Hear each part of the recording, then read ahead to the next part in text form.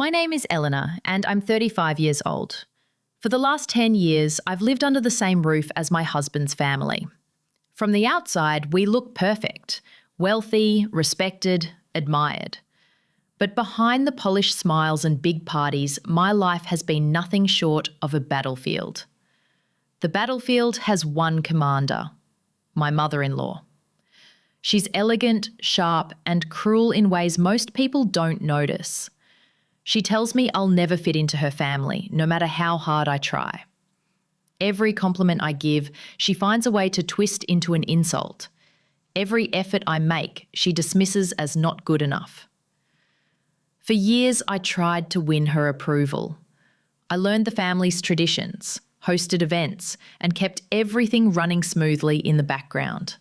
I gave up chances in my own career so I could be present, so she couldn't say I wasn't devoted enough.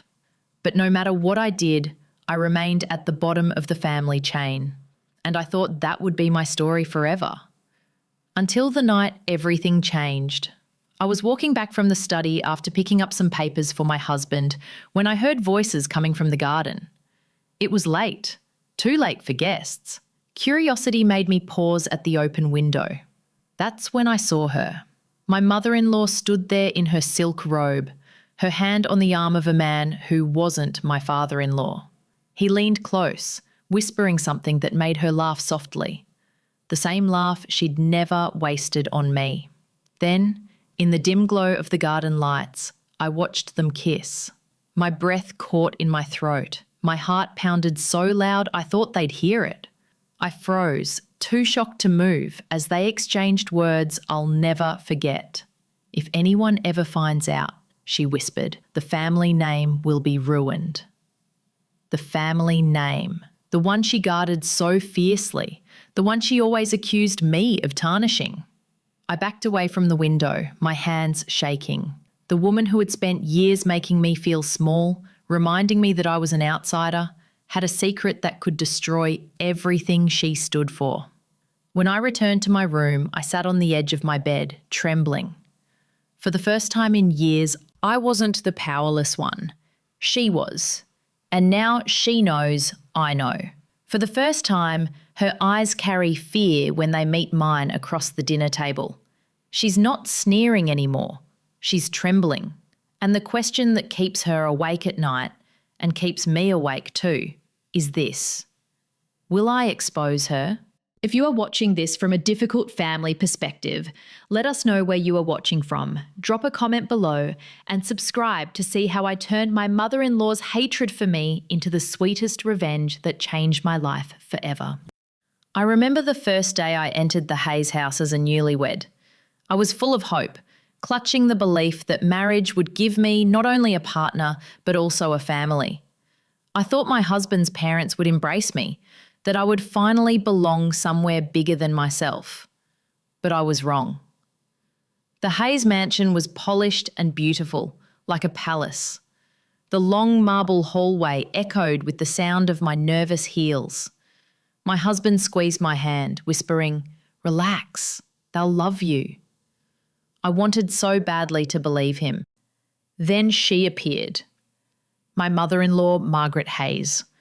Her dress was flawless, her pearls glimmering, and her eyes sharp as knives. She looked me up and down as if I were a stranger, standing in the wrong doorway.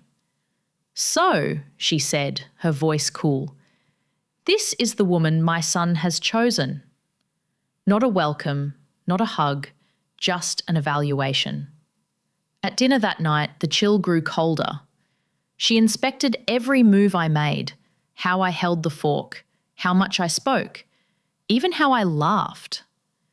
When I offered to help clear the table, she raised a brow. "Guests don't clean, dear," she said, her lips curling. "Family helps," my husband corrected gently. Margaret smiled tightly. "Yes, family does." Her eyes cut to me, and I knew what she meant. "You may be here, but you're not truly family." It didn't stop there. She made comparisons that night too. As dessert was served, she sighed dramatically and told a story about one of my husband's ex-girlfriends. Angela used to make the most delicate soufflés, she said, tapping her spoon against the dish I had nervously baked myself. It's such a shame she didn't work out. She fit into this family so effortlessly. The room fell quiet. My cheeks burned. I glanced at my husband, hoping he'd defend me, but he only shifted uncomfortably, caught between us. Later, when I tried to laugh it off, Margaret added the finishing touch. Don't worry, Eleanor. Not everyone is cut out for this kind of life. Just try to keep up. That was my welcome. Not warmth, not acceptance, but a cold reminder that I was already failing in her eyes. I told myself it didn't matter, that if I tried harder, if I proved myself, she would see me differently. But that night, lying awake in the guest bedroom of the house that was now supposed to be my home, I realised the truth. I wasn't a daughter-in-law to her. I was an intruder, and she would never let me forget it.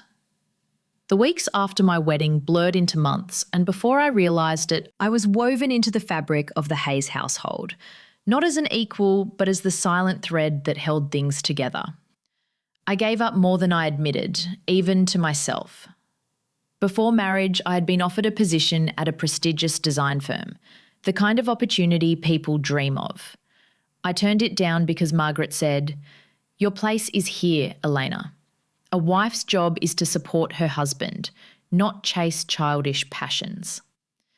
My husband never argued. He only said, "It's just for now." So I stayed. I planned dinners, coordinated charities, drafted speeches for my father-in-law's business events. When Margaret was too busy to deal with the family's social calendar, I stepped in.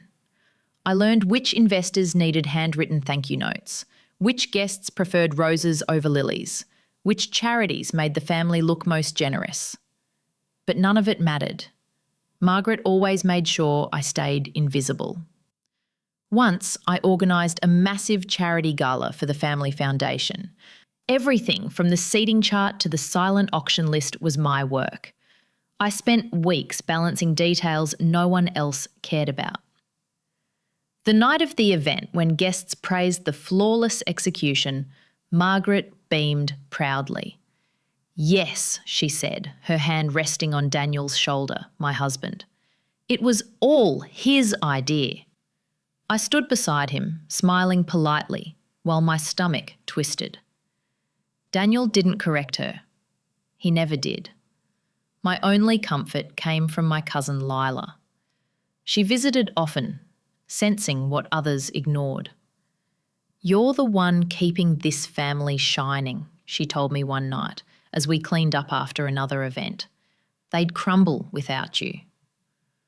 Her words meant everything, even if they didn't erase the sting of Margaret's constant dismissal. The harshest cut came the year my father-in-law fell ill. Margaret announced at dinner that she would need help organising his care schedule, appointments, treatments, follow-ups. "I can't manage it all," she sighed, though she never truly managed anything. "I'll take care of it," I said quickly, eager to prove myself once again. And I did. I spent hours every week scheduling doctors, arranging transport, coordinating with staff. I carried the weight of his care while Margaret floated at luncheons and cocktail hours. But when he recovered and thanked his family in front of guests, Margaret smiled sweetly and said, "We owe everything to Daniel. He was so dedicated." I swallowed the bitterness, telling myself that sacrifice was what family meant, that maybe one day Margaret would see me for what I was. But as the years passed, it became clear. No matter how much I gave, it would never be enough. And every uncredited sacrifice, every stolen thank you, became a stone on the pile of resentment I carried quietly inside. One day I knew that pile would topple. By the second year of my marriage, I had learned the Hayes family's unspoken rule. There was a chain of command, and I was firmly at the bottom. At the top was Margaret, my mother-in-law. Everything revolved around her approval. She decided which charities were worthy, which friends were acceptable, and even what colour scheme the house should wear for the season. Her word was law, and everyone obeyed, even when she was wrong. Below her was my husband, Daniel. He was the golden son, always praised, always defended, even when he made mistakes. Margaret excused his flaws the way people excuse a child's mischief.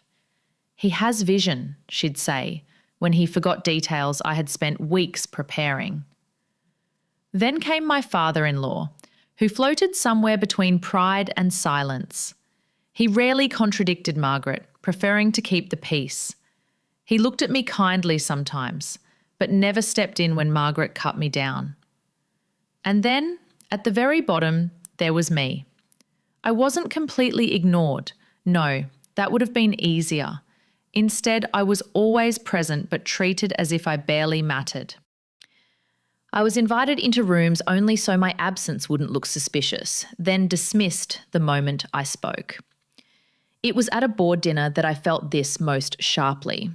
The family business was preparing to launch a new campaign, and I had worked behind the scenes to help Daniel polish his talking points. I thought, foolishly, that if I contributed something small, maybe Margaret would acknowledge me. So when she asked if anyone had thoughts on the campaign's direction, I cleared my throat. What if you focus on the community angle? It would make the brand seem more approachable, less cold. The room went quiet. For a moment, I thought I had said something worthwhile. But then Margaret laughed, a short, sharp sound. "How sweet," she said. "Elena thinks she's in advertising now." Laughter rippled around the table, not cruel, just awkward, as though no one dared oppose her. My husband shifted uncomfortably, but stayed silent. I shrank back in my chair, heat burning my face. Later that night, as guests were leaving, I overheard Margaret speaking to one of her friends. Her voice carried easily down the hallway. "She means well," Margaret said, "but she's a burden in a nice dress. We let her sit at the table, but she'll never truly be part of us." I stood frozen, the words sinking into me like claws. A burden. Not a wife, not a partner, not family. Just an extra weight they had agreed to tolerate. I smiled tightly through the rest of the evening, but inside something shifted. For years I had believed my sacrifices would eventually buy me a place among them. But that night I understood the truth. No matter what I gave, Margaret would always see me as less. And one day that truth would push me to the edge. By the time I had spent 5 years in the Hayes family, I had stopped hoping for warmth. Instead, I clung to the small victories. When Margaret ignored me instead of criticising, when Daniel repeated one of my ideas without credit, but at least it was heard. But even those scraps disappeared the night of the Winter Gala. It was one of the biggest events of the year, hosted at the Hayes estate. Hundreds of guests arrived. Their cars lined the driveway, their laughter spilling into the grand hall. I had spent weeks helping to prepare the details, the seating chart, the menu, even the theme of silver and blue that everyone praised when they stepped inside. For once, I thought, maybe Margaret will admit I belong. The evening began smoothly, with champagne flowing and cameras flashing. Guests congratulated Margaret on the flawless event, and she accepted their praise with her usual elegance. Then, as the band quieted for speeches, she stepped forward. "On behalf of the Hayes family," she said, her voice carrying across the room, "I'd like to thank everyone for joining us tonight. This event represents our commitment to excellence, and we owe it all to Daniel." The room erupted in applause. I felt my smile falter. Daniel hadn't lifted a finger for this event beyond putting on his tuxedo. Margaret continued, her eyes sliding toward me. "And of course, I must thank Angela. She always had such a gift for planning evenings like this." Angela, Daniel's ex-girlfriend. A ripple of murmurs spread through the guests. I stood frozen, my chest tightening, my hands clenching around my glass. She truly set the standard for what it means to be part of this family, Margaret finished smoothly, raising her glass in a toast. I felt the blood rush to my face as dozens of eyes flicked toward me. Some guests looked confused, others sympathetic, but no one said a word. Daniel stayed silent, his lips pressed in a thin line. I slipped away before the toast ended, retreating to the shadow of the staircase. My stomach churned, humiliation burning hot in my veins. Angela, even after years of marriage, after everything I'd sacrificed, Margaret still held up another woman as the example I could never reach. That night, something inside me broke. It wasn't loud or dramatic. It was quiet, like a glass cracking under pressure. I realised with cold clarity that there was nothing I could do to win her approval. I could run her household, polish her family's image, give up every piece of myself, and it still wouldn't matter. For Margaret, I would always be the outsider. And for the first time, I began to wonder if the only way to survive was not to please her, but to defy her. After the winter gala, something shifted in Margaret. It wasn't enough for her to dismiss me anymore. Now it seemed she wanted to destroy me. Her attacks grew sharper, but in ways no one else could see. At breakfast, she'd smile sweetly in front of Daniel while sliding small insults across the table. "Careful, Eleanor, your dress is a little tight.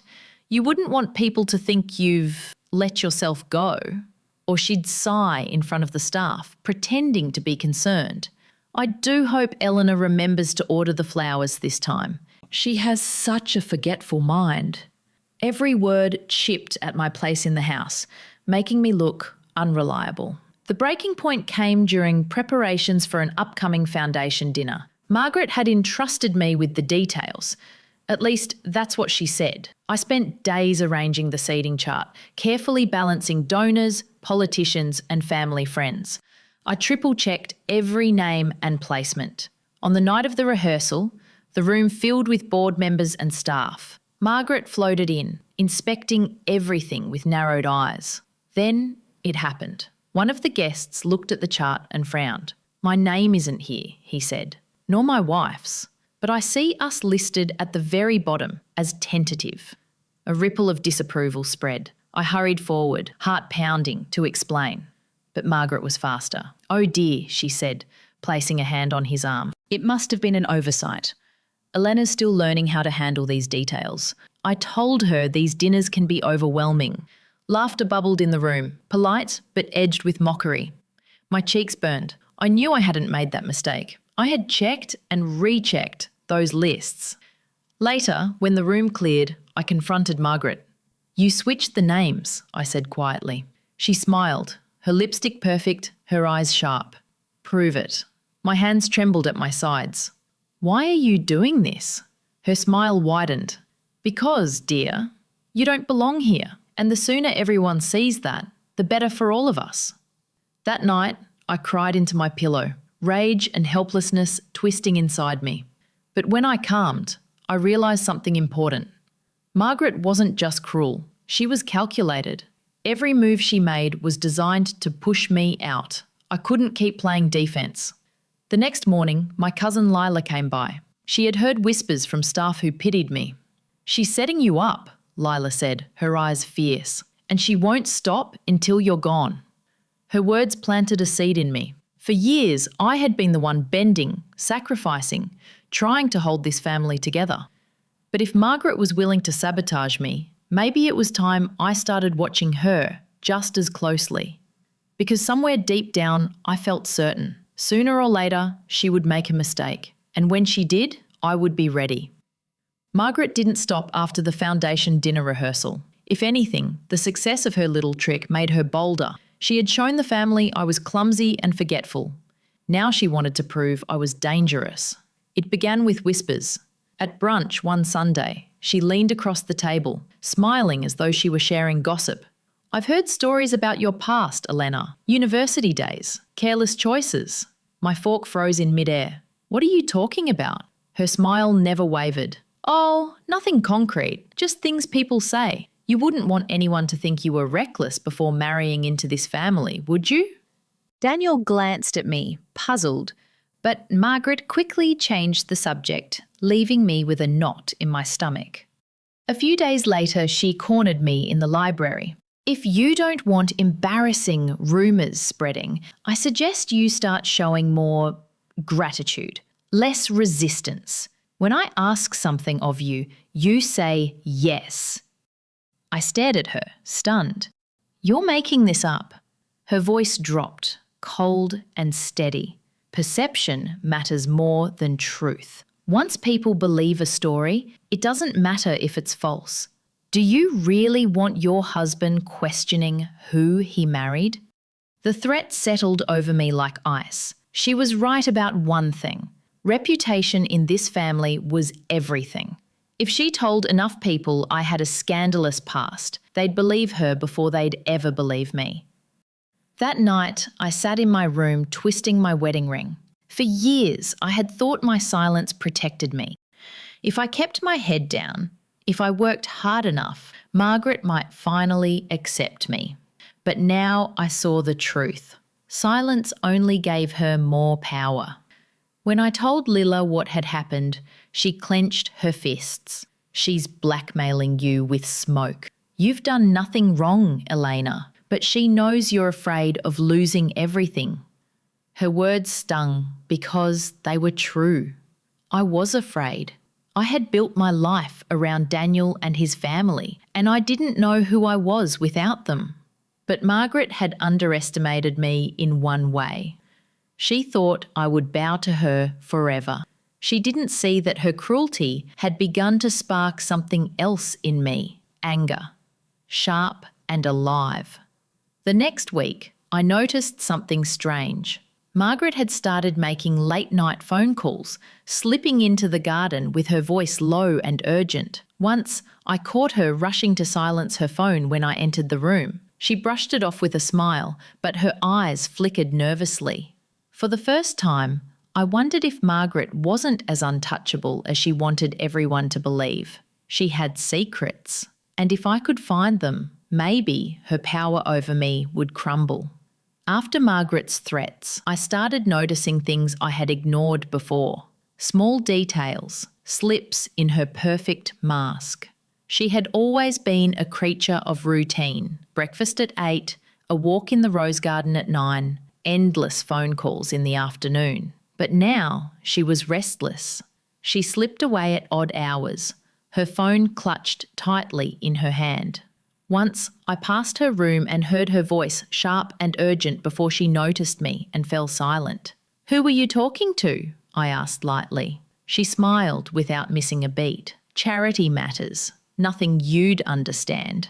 But her eyes flickered, just for a second. I began to pay attention. When she left the house, she no longer announced her plans. Instead of the driver, she often used her own car, returning with her lipstick smudged and her hair unsee it. For the first time, I realised Margaret might not be untouchable. She had secrets of her own, secrets she didn't want anyone to discover. I didn't tell anyone, not yet. Instead, I kept watching. The more I observed, the clearer the pattern became. The late-night calls, the unexplained absences, the carefully hidden receipts. Margaret, who had spent years building an image of perfect devotion and control, was slipping. One afternoon, while walking past the garden, I heard her voice again, low and hurried. "If anyone finds out, it will ruin everything." My breath caught. She wasn't talking about me this time. I stepped back before she saw me, my heart pounding. I didn't have proof yet, not enough to expose her, but I had something more valuable: suspicion. And with every day that passed, my suspicion grew stronger. Margaret had built her power by convincing me I had no control. But now I was beginning to see a different truth. She was the one standing on fragile ground. The receipt from the hotel haunted me. I told myself it could mean nothing. Maybe a meeting, maybe a dinner with a friend. But Margaret's behaviour didn't match innocent explanations. So I watched more closely. One Thursday evening, Margaret announced she was meeting the Women's Committee. I knew the committee met on Fridays, not Thursdays. I had managed their schedules enough times to be certain. My instincts told me this was the moment. I waited until she left the house, then slipped into my car and followed at a distance. My hands trembled on the wheel, my heart pounding so hard I thought it might crack my ribs. I told myself I was foolish, paranoid, but something inside me pushed me forward. Margaret's car pulled into the same hotel I'd seen on the receipt. She walked inside quickly, glancing around as if checking for eyes. I parked across the street, barely breathing. Minutes later, I saw him. A man in his 40s, smartly dressed, clearly not my father-in-law. He greeted Margaret with a hand on her back, too familiar, too intimate. They disappeared into the restaurant together. My throat went dry. I waited, every minute stretching longer than the last. Nearly 2 hours later, they emerged. Margaret's hand brushed against his, and when they thought no one was looking, he kissed her cheek, slowly, like it was habit. I lifted my phone, my fingers shaking, and snapped the photo. One, then another. Each click of the shutter felt like a hammer striking. I had proof. For a long time I sat frozen in my car, staring at the images on the screen. My mother-in-law, the woman who had spent years telling me I was unworthy, tarnished, never good enough, was carrying on an affair. And not just any affair. The man was a board member at Hayes Enterprises, a trusted business partner of my father-in-law.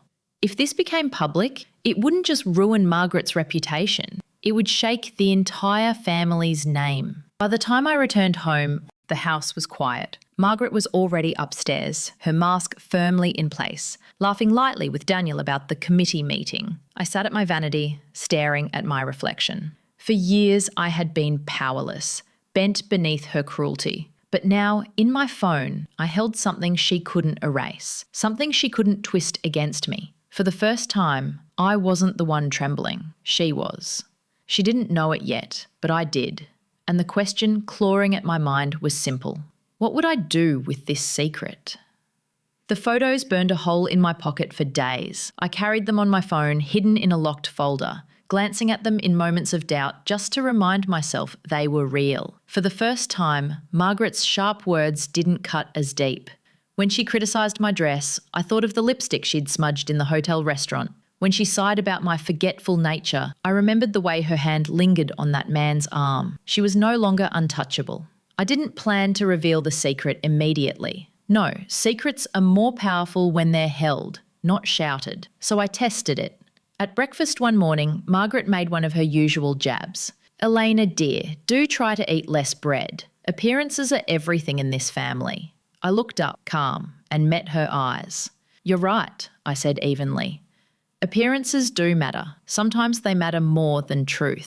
For the first time, she faltered. It was slight, a twitch in her smile, a flicker in her eyes, but I saw it. She smoothed her napkin quickly and changed the subject. I almost smiled.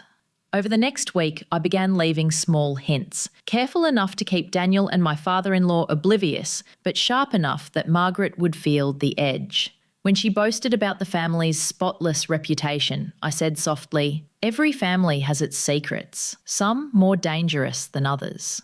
When she bragged about her husband's loyalty, I raised an eyebrow and replied, "Loyalty is such a fragile thing, don't you think?"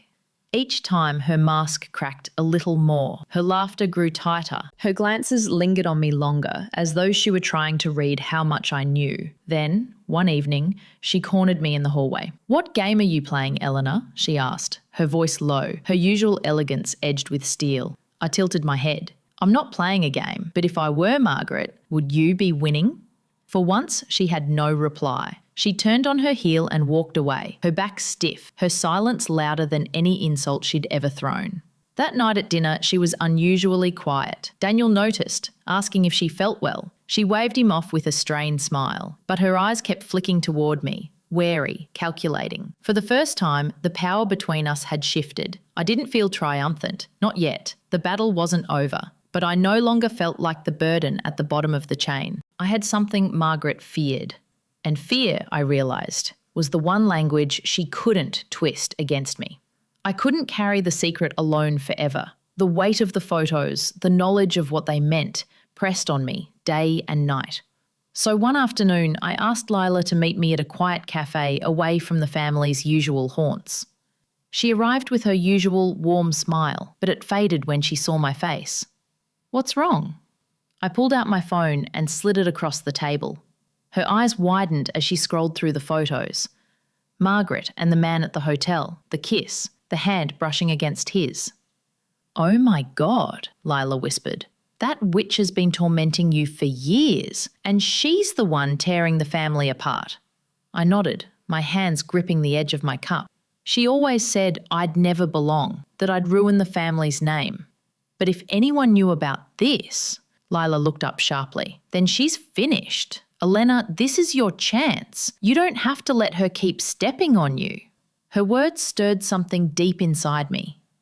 But fear tugged back. If I expose her, it'll destroy everything. Daniel, his father, the company. The scandal would be everywhere. Lila leaned closer, her voice steady. Has she ever cared about what she's destroyed in you? Think about it. She made you give up your career. She let Daniel take credit for your work. She humiliated you in front of guests. And still you stayed silent. Why?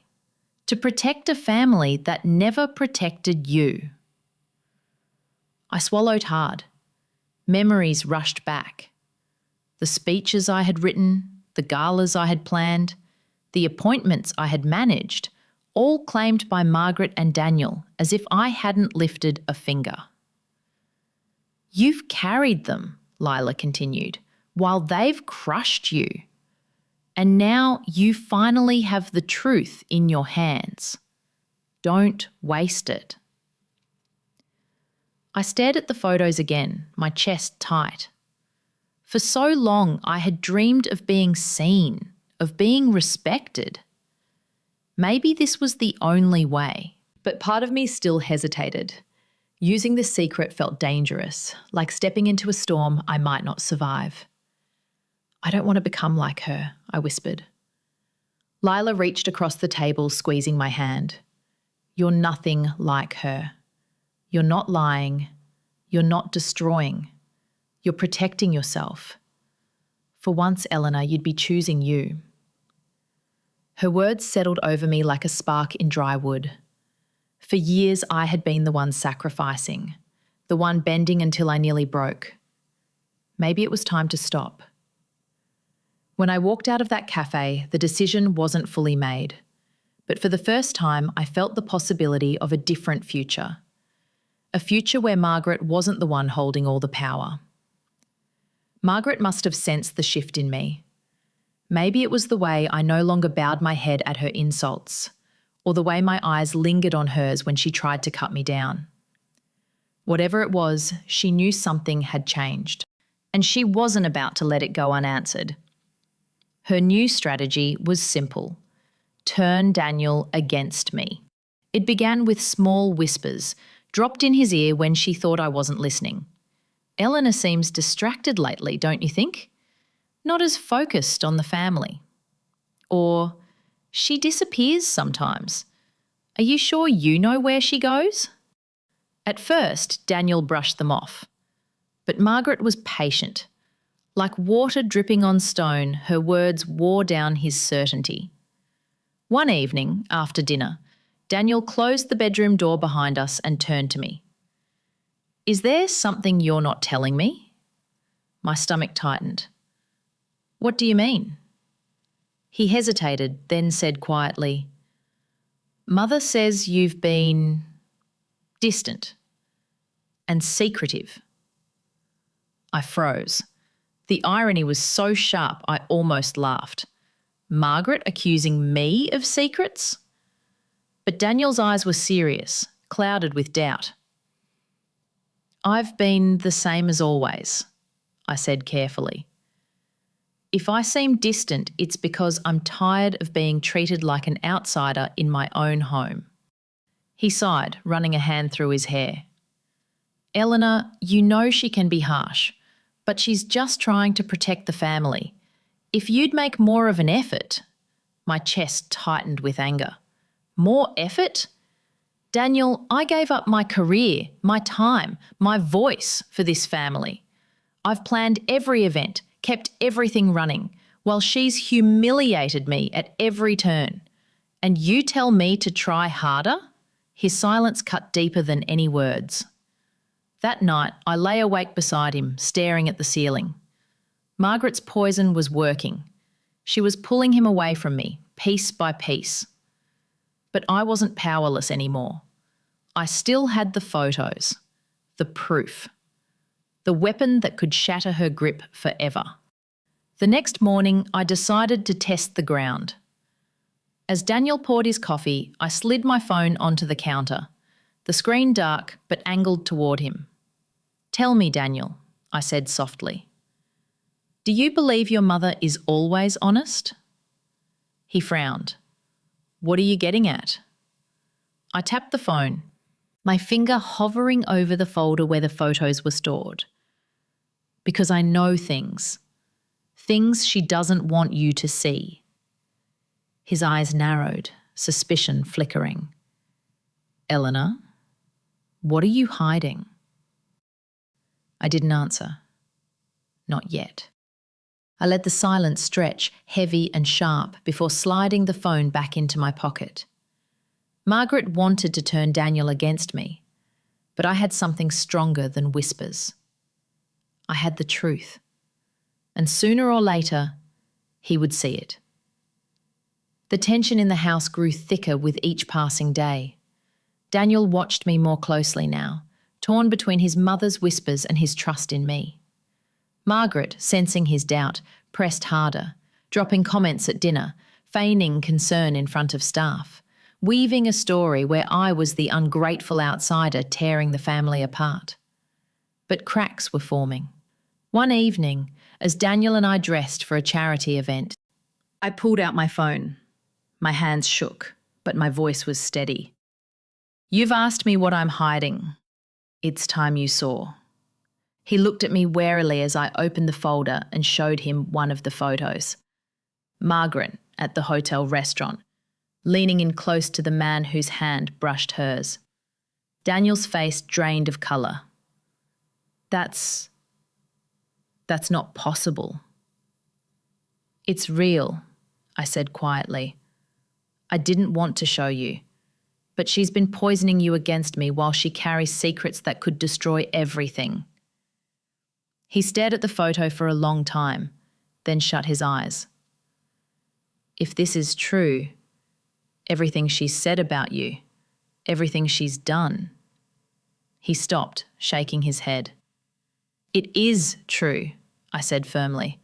I've lived under her thumb for years, Daniel, but I won't let her break me anymore.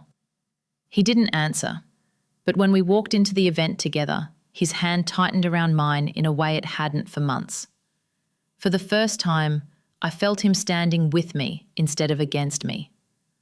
Margaret noticed. Halfway through the evening, she staged her move. The lights dimmed, the band softened, and Margaret stepped onto the stage, her smile polished and perfect. Ladies and gentlemen, she announced, I'd like to take a moment to thank my family for making tonight possible, especially my daughter-in-law, Elena. The crowd applauded politely, surprised at the unusual acknowledgement. For a fleeting moment, I wondered if she was changing tactics. But then her smile sharpened. Of course, Elena has always been unconventional. So much so that some might say she doesn't quite understand the expectations of a haze. A ripple of uneasy laughter spread. I froze, my stomach dropping. She wasn't praising me. She was preparing to humiliate me, here, in front of everyone. Margaret raised her glass, eyes glinting. But we accept her anyway, flaws and all, because family, after all, is about patience. The insult was veiled, but sharp enough to draw murmurs. My cheeks burned. Daniel shifted beside me, his jaw tightening. This time, though, I didn't shrink. I reached into my clutch, pulled out my phone, and scrolled to a second photo. I turned the screen just enough for Daniel to see. The kiss. Undeniable and damning. His eyes widened. His hand gripped my arm. And when Margaret stepped down from the stage, basking in the polite applause, she found her son staring at her with horror instead of pride. For the first time, she was the one on shaky ground. The silence after the gala speech was heavier than the applause that followed it. Daniel's eyes stayed locked on the photo I had shown him, his knuckles white around his glass.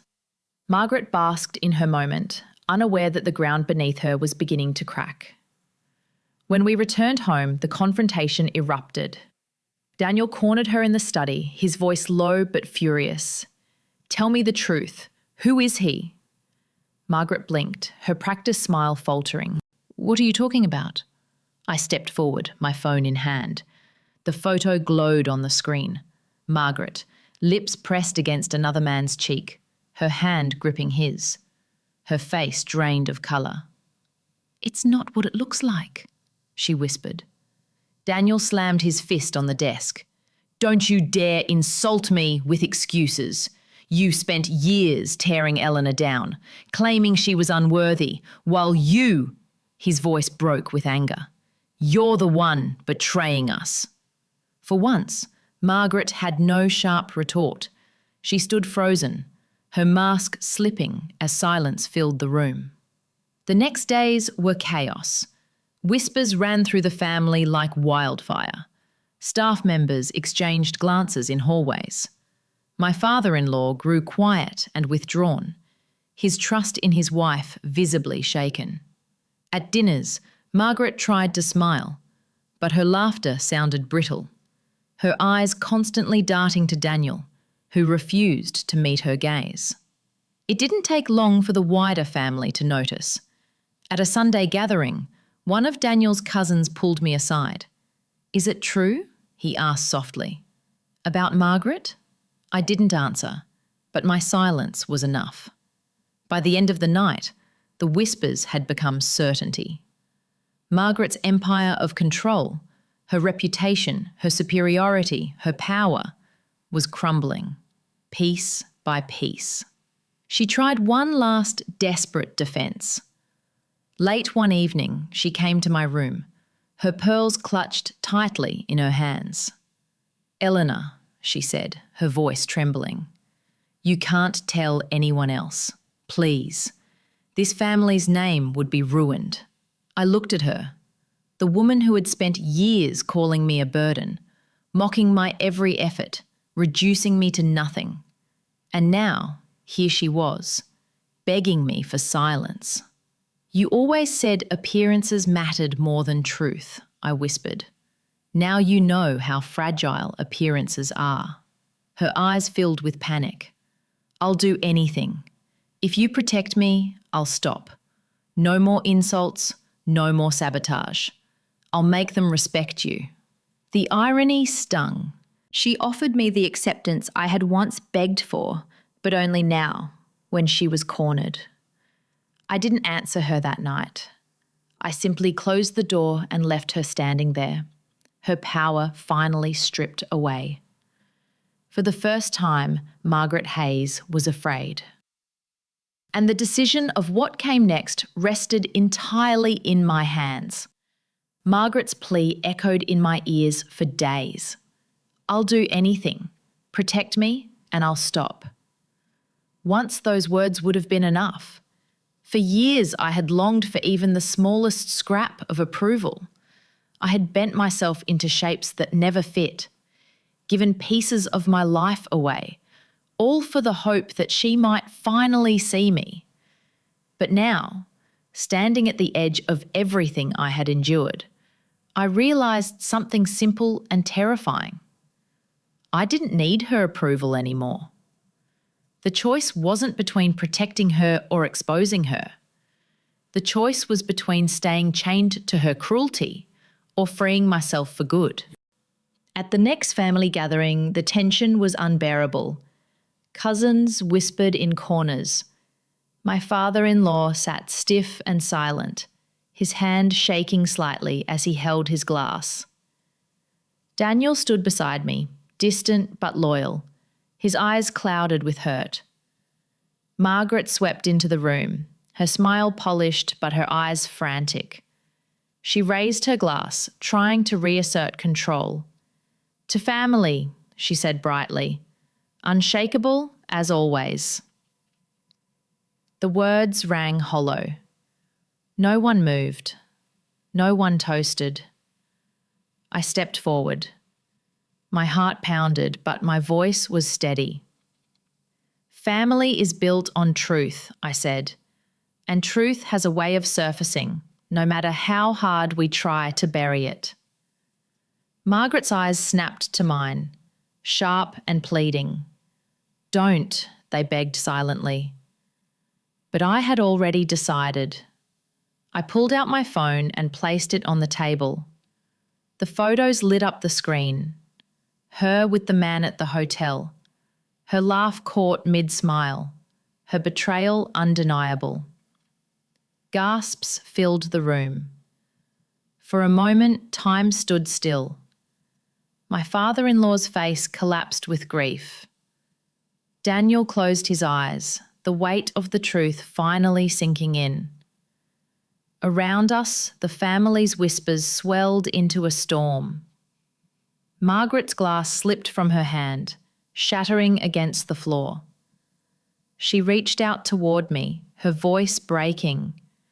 "Eleanor, please." But there was no power left in her words. I straightened, the weight of years lifting from my shoulders. "You told me I'd never fit into this family," I said softly. "You were right. I was never meant to fit under you." And with that, I turned away. I didn't stay to watch the pieces of her empire crumble. I didn't need to. Margaret's reign was finished, not because I had screamed or begged, but because I had finally chosen myself. As I stepped out into the night air, I felt something I hadn't in years. Freedom. For the first time, I wasn't the outsider, or the burden or the shadow of someone else's standard. I was Elena Hayes, and I was free.